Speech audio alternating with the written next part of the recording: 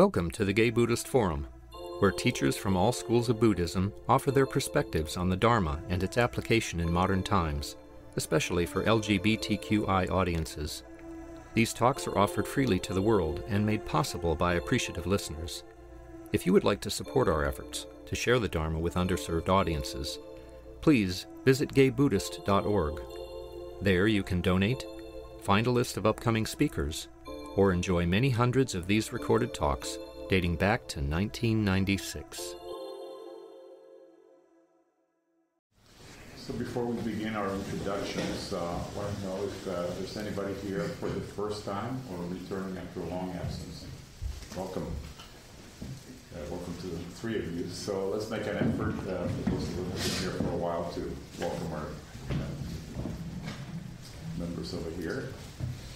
It is our custom to go around before we hear from the speaker to introduce ourselves, to go around the room and introduce ourselves. Please pause a little bit before saying your name so that people can learn your names. So let me start. My name is Oswaldo. My name is Roy. Kurt. I'm Naveen. I'm Jeffrey. My name is Michael. David. I'm Roger. Bill. I'm Carl. Jose. Lee. Jim. Mark. Peter. Wimple. Jeff. Marty. Kim. Jerry. I'm Ed. Mark. I'm Tom Bruein. Jack. Richard Ezelini. George. My name is Ben. I'm Len. Freddie. Alsace. I'm Jim. Throw over there. Jay. Philip. Sean. Tatron. Dean. Andy. Nathan. My name is Tage. Michael. Leor. And guess we got everybody here. No. Okay, it's my pleasure to introduce our speaker today. Her name is Jennifer Berezan. I hope I'm pronouncing it right. She's a unique blend of singer and songwriter, teacher, and activist. Over the course of 8 albums, she has developed and explored recurring themes with a rare wisdom. Her lifelong involvement in environmental, women's, and other justice movements, as well as an interest in Buddhism or North-based spirituality, are at the heart of her writing. Her intense and personal approach to music as a transforming experience has brought her strong rapport with audiences from small clubs to large festivals throughout North America and Europe. Her groundbreaking work as a recording artist and teacher has established her as a leading voice in the field of music and healing, and she is an acclaimed producer of large-scale, multicultural, ecstatic musical events. She teaches at the California Institute of Integral Studies in the Department of Philosophy and Religion. Her ongoing class since 1997 is entitled The Healing Ecstasy of Sound and explores music and as a spiritual practice from a wide range of cross-cultural, traditional, and contemporary perspectives. So, welcome, Jennifer. Thank you.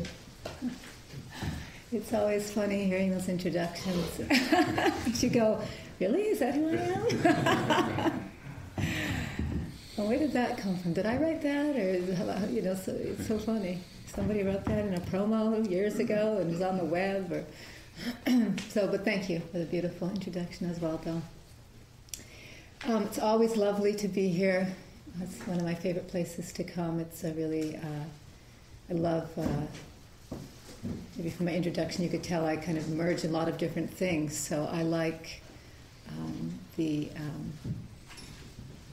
I like the kind of fusion aspect. So coming and bringing these interesting instruments and coming to be with all these wonderful, beautiful men and this foggy day in San Francisco is kind of perfect for my aesthetic.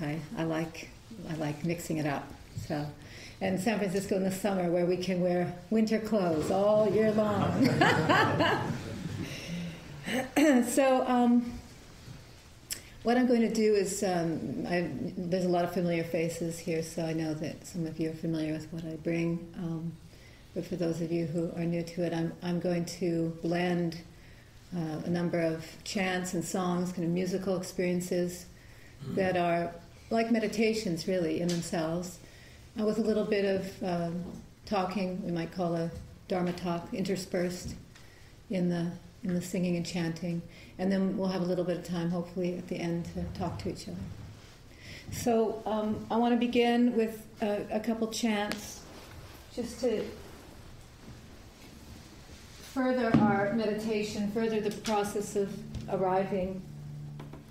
And because I also really, over the course of many years, have come to understand the power of sound and chant, and all traditions, all Buddhist traditions, all spiritual traditions, including all Buddhist traditions, have had chant and song play a very important role in the practice, even though if you come from, for example, the Theravadan tradition, maybe the kind of spirit rock world, or more kind of Burmese, Thai teachers, some of what got brought to the West, certain lineages, sort of were at the forefront in the West that left out some of the more traditional chanting practices. So you can go to places all over the United States and do week-long meditations and never chant at all. As you know, there's no musical content at all. But if you go to Asia, almost everywhere, there's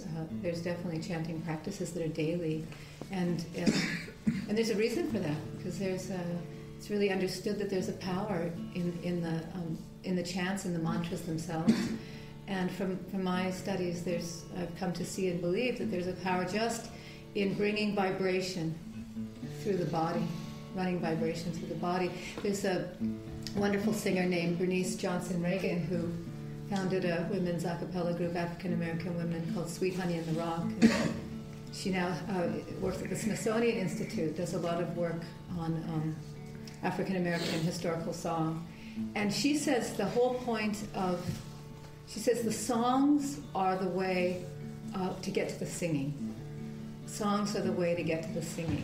And it's the singing that we're after, because, she says, when you sing, when you chant, you're moving vibration through the body, so that when you leave this place, after we've done that, you'll be different than when you came in. And it's really understood that moving vibration through the body has a very potent effect on changing us on many levels, physically, emotionally.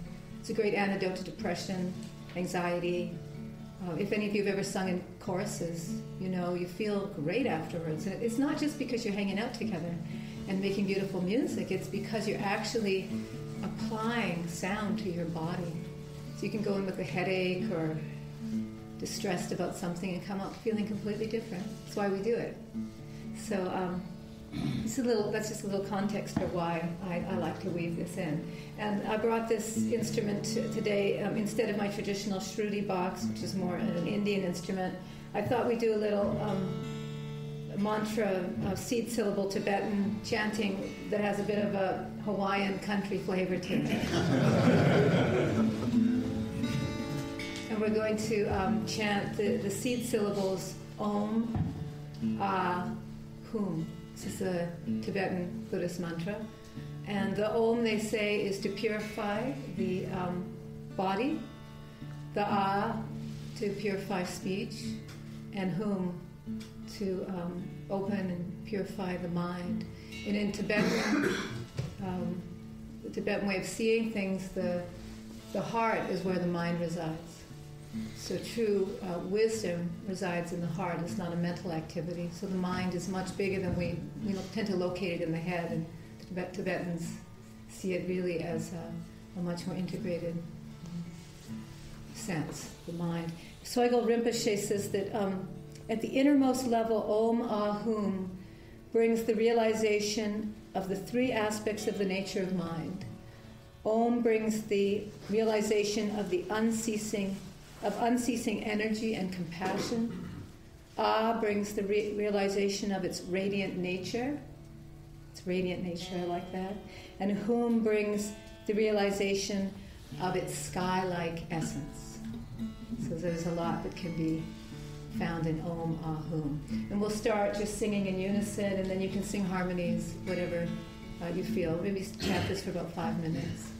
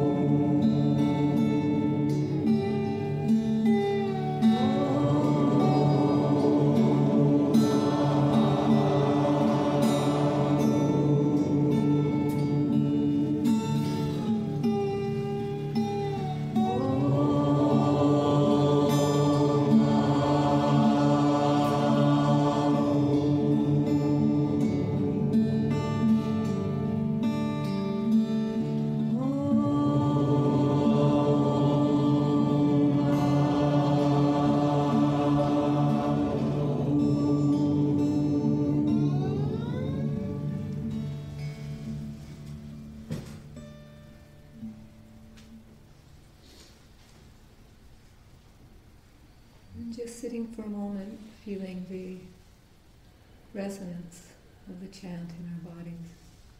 Just noticing how we feel.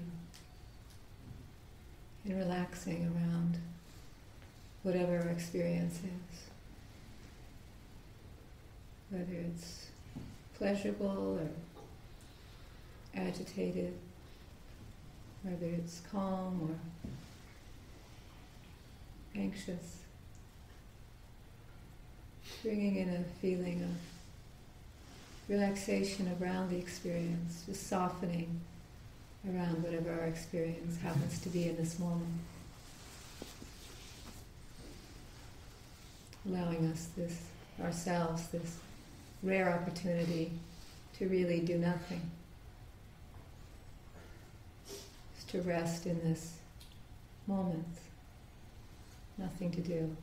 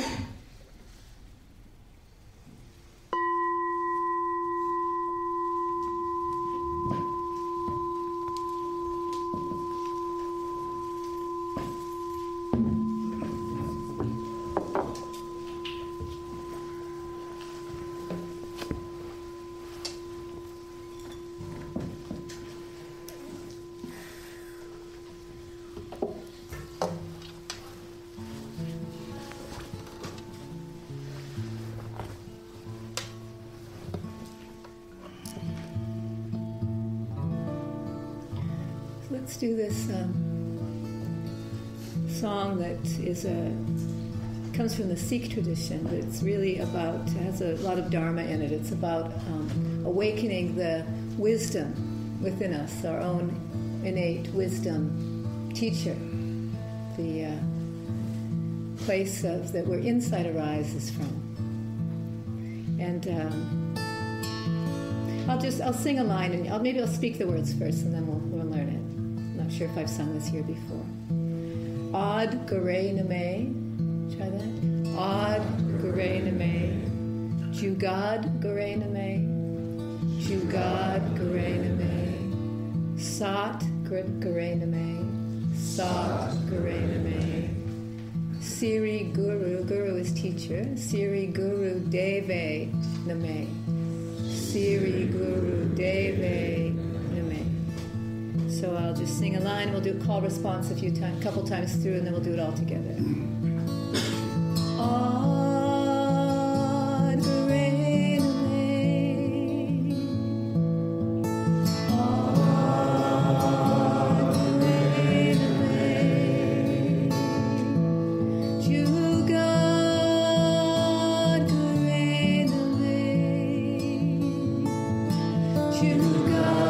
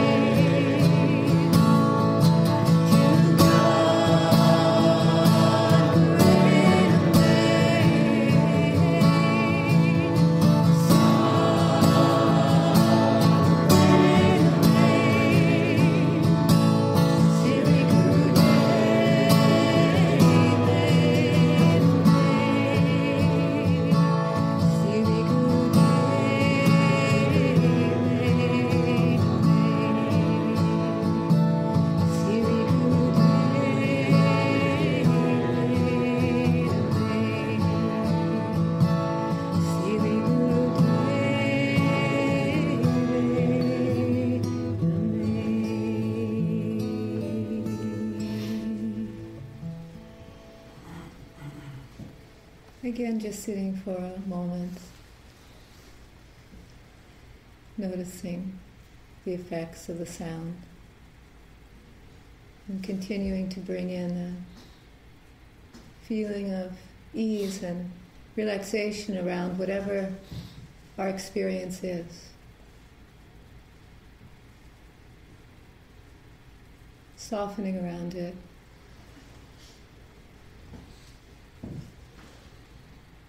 Resting in the not doing. Resting in this moment.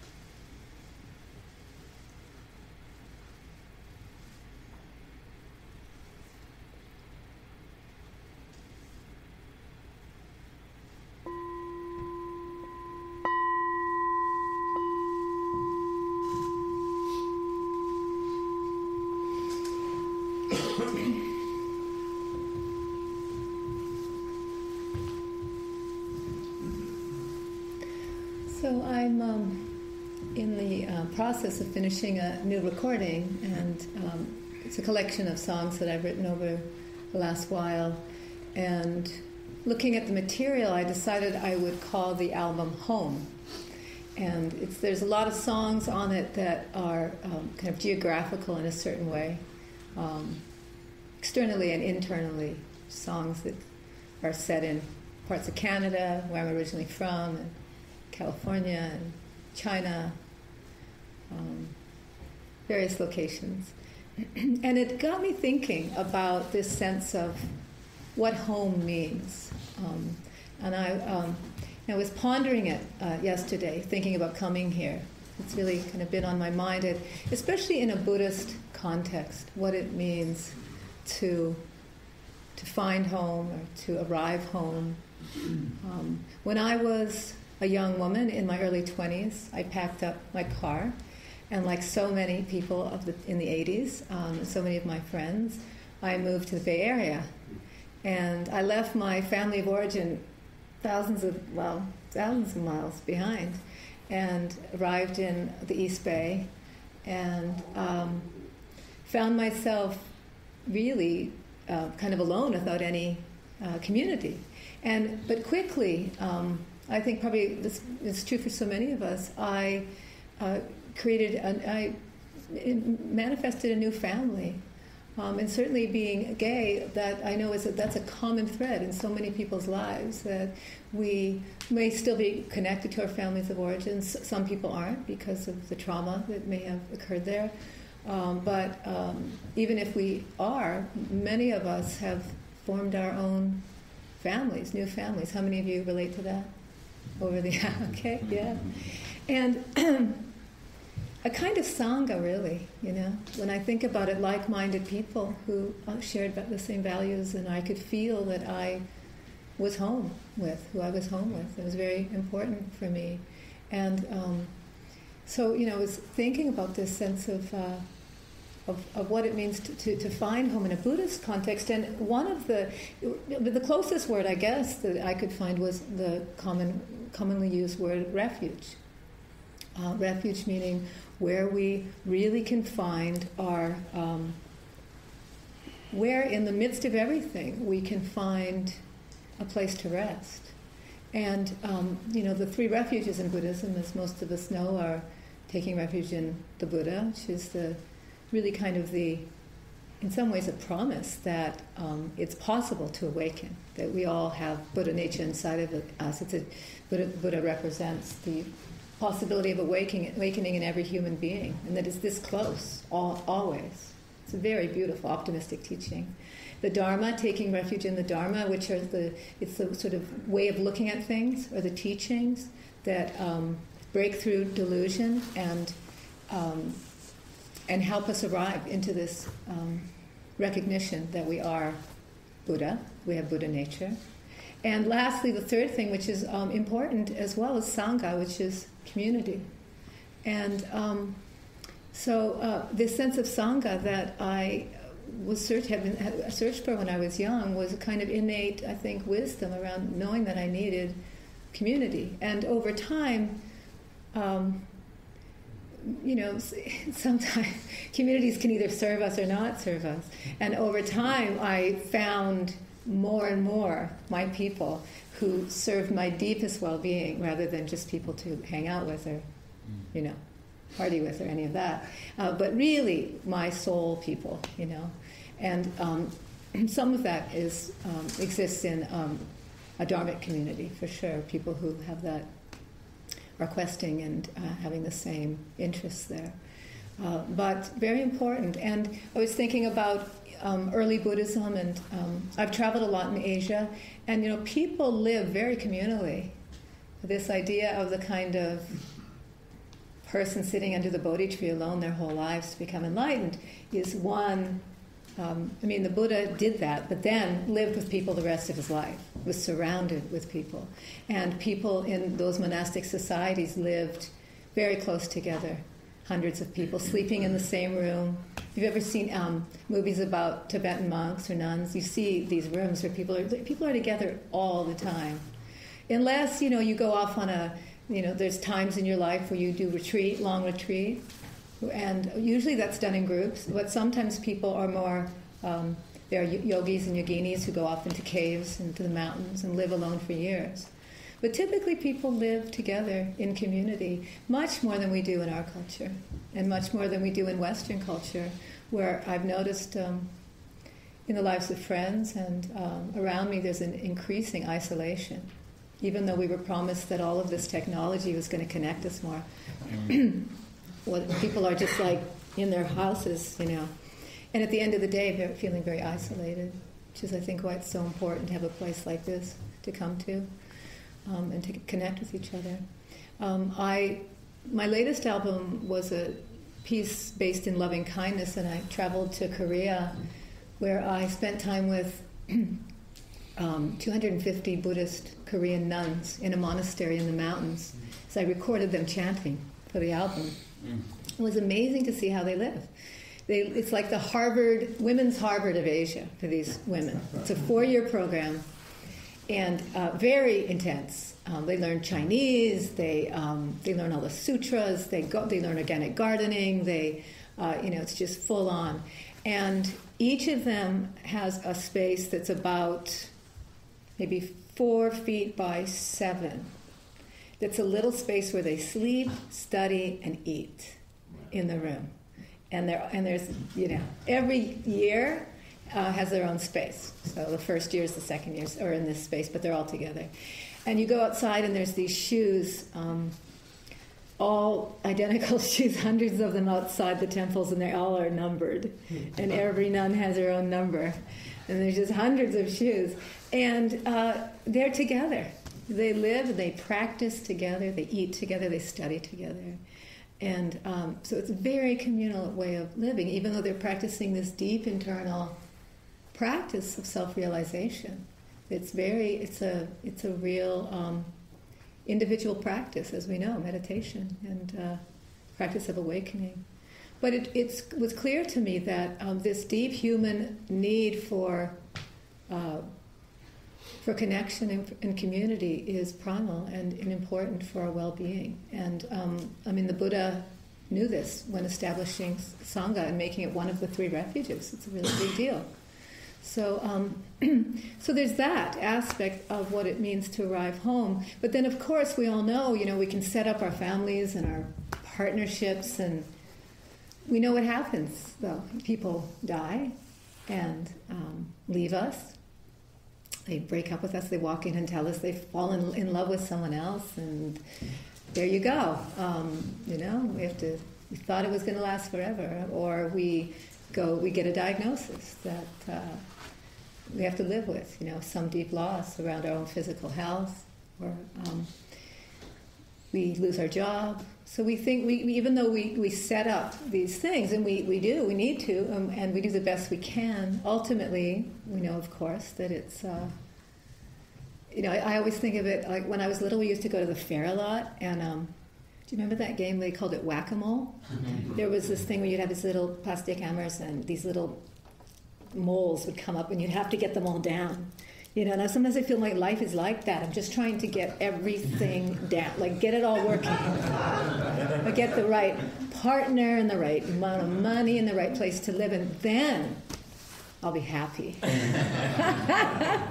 And I'm always working on something because, one's always popping up, and it just gets exhausting. And I think that's the deeper one, that's the deeper sense of what it means to arrive home. Like, here we are. No matter how hard we try, we cannot get a handle on it. We cannot get it all to work. And so then what? And that's, I think, where the Buddhist teaching is amazing, because it says there is this place that we can reside in that is not dependent on what is called conditioned reality. It's not dependent on it. And that's really kind of the good news of Buddhism. It's very optimistic news, because it says that no matter what happens in the external set of circumstances of our lives, there is a place that we can reside in that is often called our true natures, or the ground of being, or ultimate reality. There's different names for it, but that it's a place. It is the only place that we can rest. And I grew up Christian, so we were taught, that basically there's this thing around redemption. You're kind of born with something wrong with you. You're born flawed, and then you have to go through all this process to fix it, to be redeemed. So there's this idea of human nature as being kind of originally flawed, or original sin. And in this other way of looking at things, our truest natures are naturally imbued with compassion, wisdom, equanimity. And the problem really is that we forget. It's like so many of Rumi's poems were all about trying to remind people, he wasn't a Buddhist, but a lot of Buddhists quote him in their Dharma talks for good reason. One of his famous things that he said was, "Don't go back to sleep." And it's really this idea that it's just that we're falling asleep. And that's why we don't recognize who we are. And then we have these moments where we do wake up suddenly, and there's such relief in it. It can happen accidentally, somewhere out in nature, and suddenly we just feel right again. We just feel at home, and we feel deeply okay and deeply right. And nothing really happened. It's just that the conditions, we were in a set of conditions. Be the beauty of nature. Eckhart Tolle talks about nature is just what it is, and it reminds us of that. There is no ego in nature. There is no ego mind. There's no constructed identity. A tree is just a tree, and the tree does not spend time wishing it was something else, or all puffed up about how its flowers, or jealous of the tree down the street. It's fine. And so we can, in nature, sometimes I think we get this teaching without even knowing it. We just feel ourselves. We feel ourselves like trees, and it's such relief. Sometimes it happens when we're in the presence of someone dying, and it just opens up. All the extraneous stuff just naturally falls away. Or in the presence of a baby being born, or in children, babies. It's incredible. You look into the eyes of a child, and that space is reflected back, and it reminds us. It wakes us up again. That's why people like being around babies. Many different moments can remind us, and I love it because it is this teaching that we don't have to manufacture it. We don't have to construct it. So, we might spend a lot of time working at it, right? We go on retreats, and we do our practices, and our yoga, and our qigong, and our tai chi, and our mantras, and our sacred texts, and all of that they're just pointers to help us create sets of conditions so that we naturally can remember. It's not that we have to construct something that isn't already there. And it's such an optimistic teaching.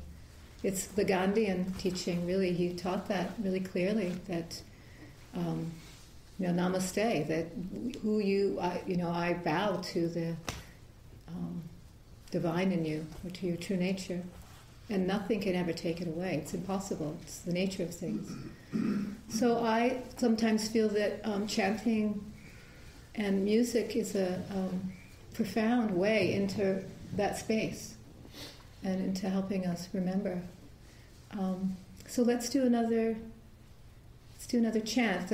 Maybe one of the most specific chants for that in Buddhism is Om Mani Padme Hum, which translates as "Hail to the jewel in the lotus," which means some of the explanations. One of the most beautiful explanation is really that the lotus grows out of this pond that's very murky and muddy. If you've ever seen a lotus pond, it's not very appealing when you look down there. But then this amazing thing comes out, and you get this. First, you get the stalk, and then you get the bud, and then it opens in this flower that's indescribable. Lotus flowers, incredible. If you see a whole pond of lotus flowers, and it's this sense that the beauty of who we are, our own awakening, our own waking up, happens in the mud of our lives. It's not out there on a mountaintop or in a temple somewhere that we have to go. It's in every moment of our lives. And Om Mani Padme Hum, or the Tibetan version Om Mani Padme Hum, is it's a mantra designed to help awaken us to that, to know that. And it really just is saying that that awakened state is there and accessible to us. And the chant is the mantra that's been chanted trillions of times throughout thousands of years is designed to help us contact that. So, Om Mani Padme Hum. The Tibetans pronounce things differently because there's certain sounds they don't naturally make. So instead of Padme, they say Padme. So we'll do the Tibetan version today.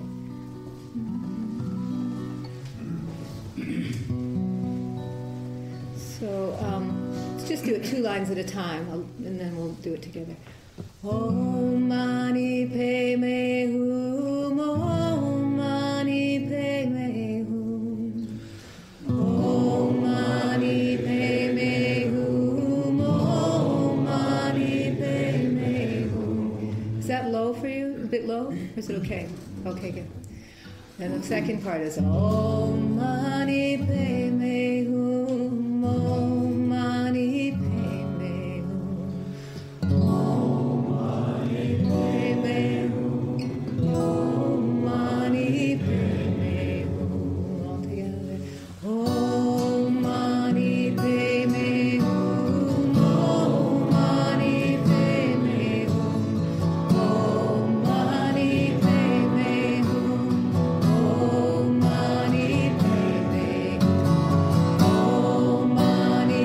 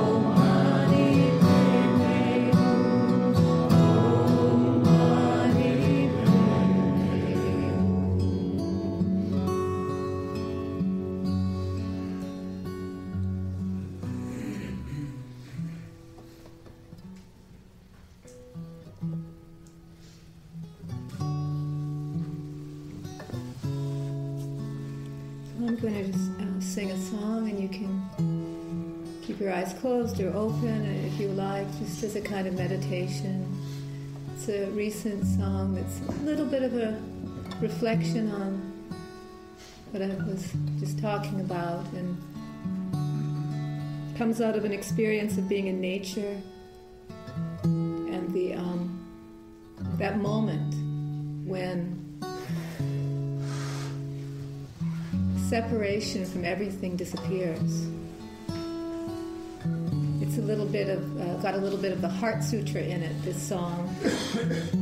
This sense of where separateness disappears, the separate self. And we experience, we've all had experiences like this where we feel that connection to everything. It's really at the core of Buddhist teaching that there is no separate self, the interbeingness of everything. And I think in many ways, in our culture, we've lost, in many places in the world, we've lost the fine art of doing nothing, of wandering. I think of Walt Whitman. Would have his poems ever come to be if he didn't spend days wandering in the woods? We wouldn't have Walt Whitman. We wouldn't probably have the writings of John Muir, of Mary Oliver.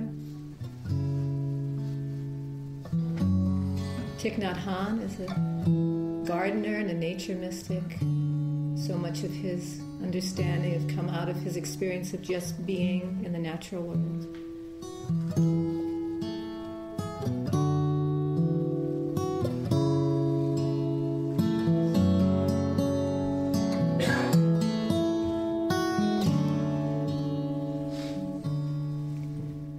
At the edge of the sea, where we lie down together, where the stones shine like amber in the dew,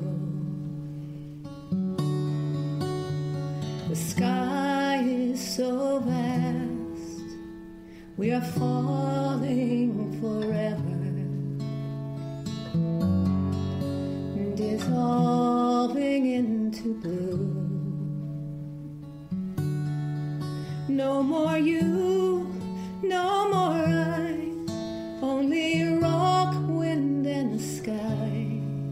No more faith, no more hope, no more fear. And the waves crash the sand like a carnival marching band. As we disappear,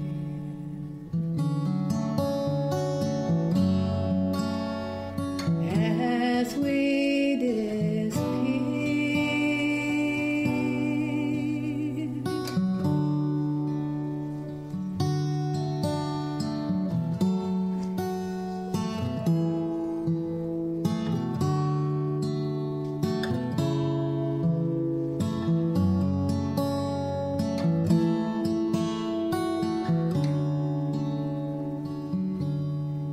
I am dying, I am born, I am here and I am gone. I'm a mother, I'm a father, I'm a daughter. And the world is bejeweled as the light blazes through, spinning strands of diamonds whirling on the water. Only strands of diamonds whirling on the water.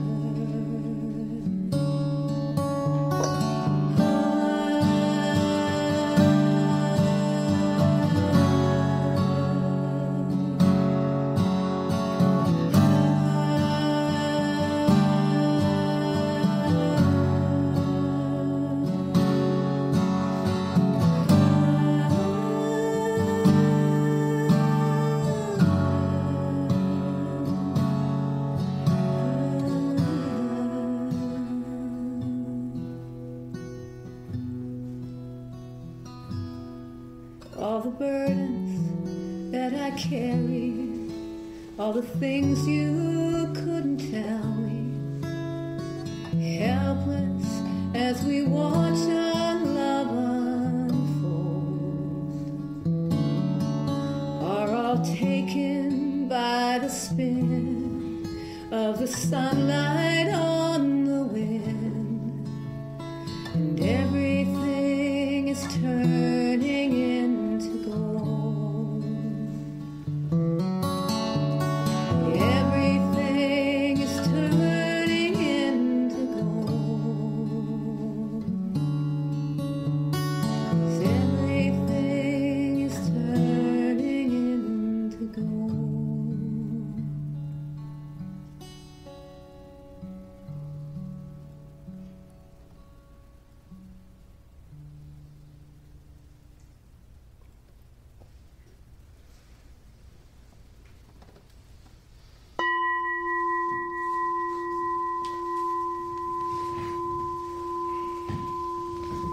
So for some reason the time always goes too fast here.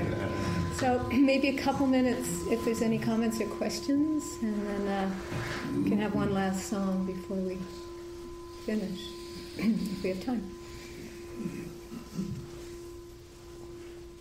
Anybody want to share anything?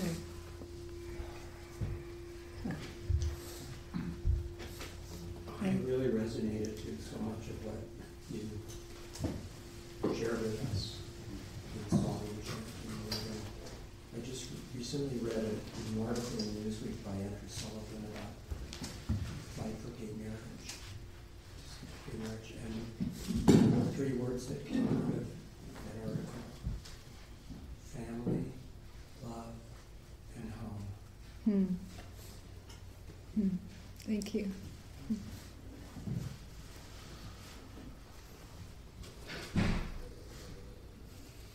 Any other questions or comments? The Buddha always seems to smile broader when you're here.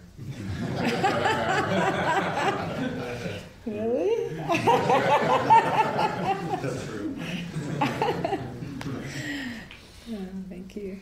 Well, thank you so much, Jennifer. Is another question? I just wanted to ask, Jim. do you think that the original mud from which the lotus grew could be the Eastern interpretation of what in Christianity is called original sin? It's just like, doesn't mean your nature is stained, but your circumstances are stressed.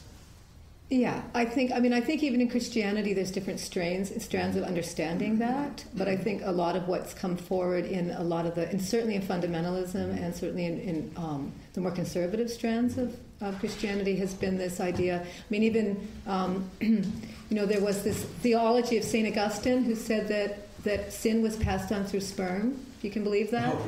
That is an actual teaching in Catholicism. So that's pretty intense.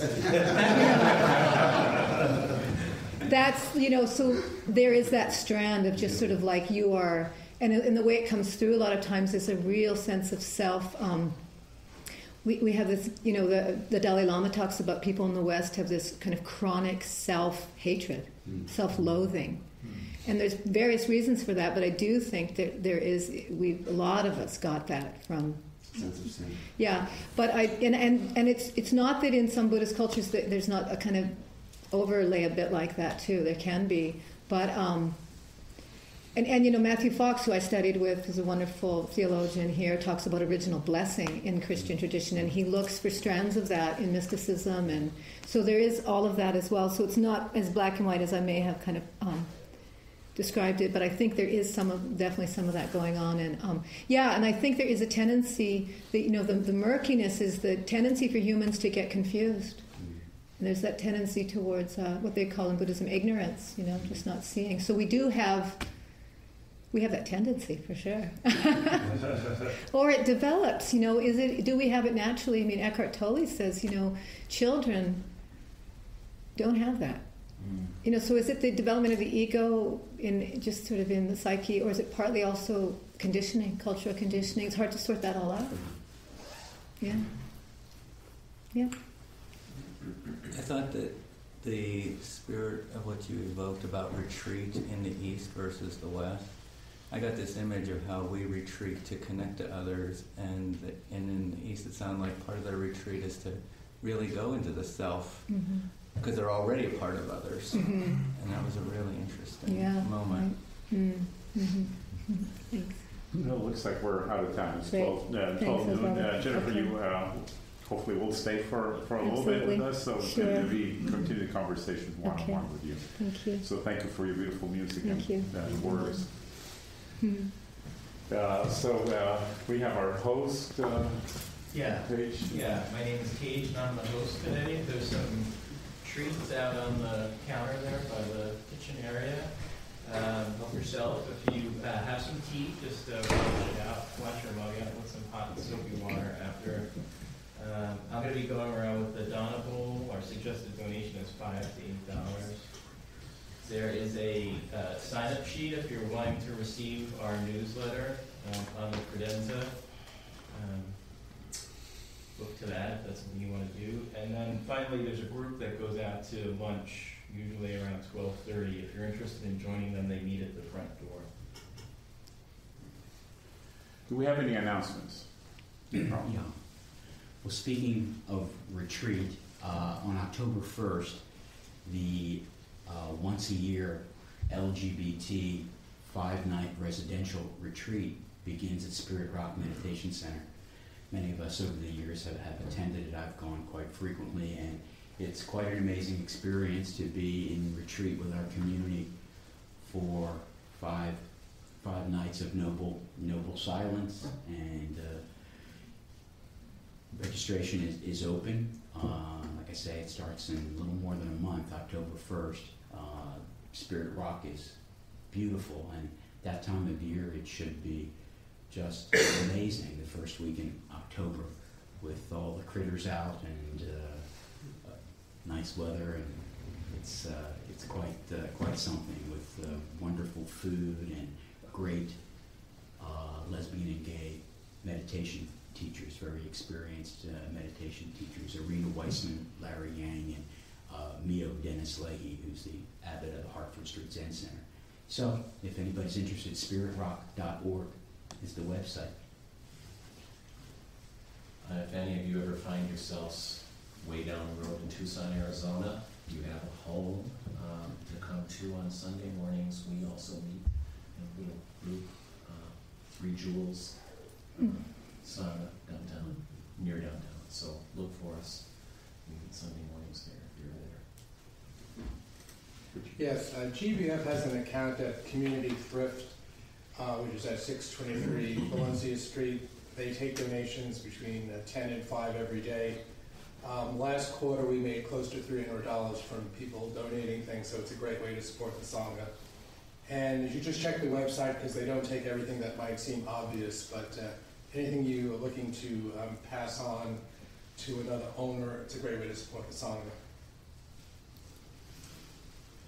Hey, next Friday and Saturday at Davies at 8 o'clock, the San Francisco Choral Society is going to be giving a really rip-snorting production of Nelson's Elijah.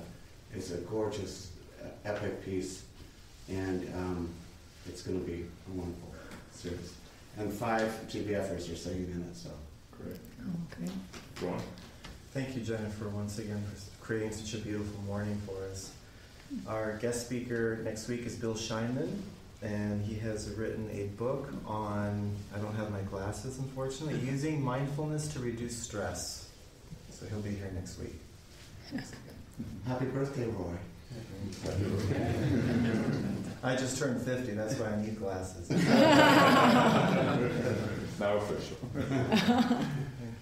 Any other questions or comments? If not, Jennifer, we usually have a dedication of merit, but you're welcome to lead us in another one if you would, one of your own, if you so desire. Either way. Yeah. Why don't we do how do you do it normally? Why don't I sing it? Why don't I sing it? Oh, that would be wonderful. Okay, let's hand here.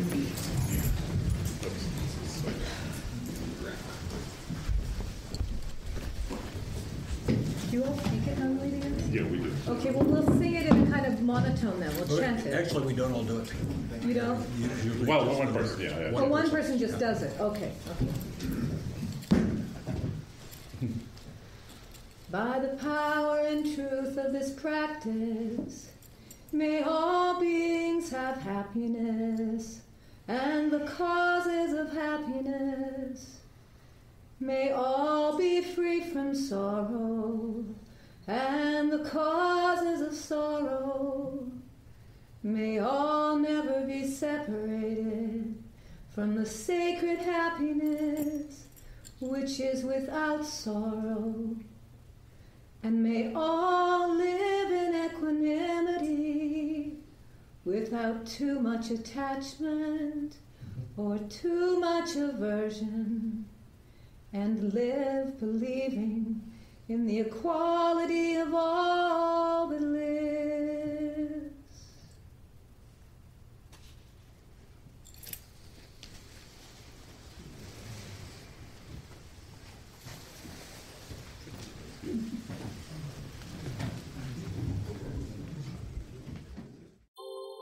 Thank you for listening to the Gay Buddhist Forum.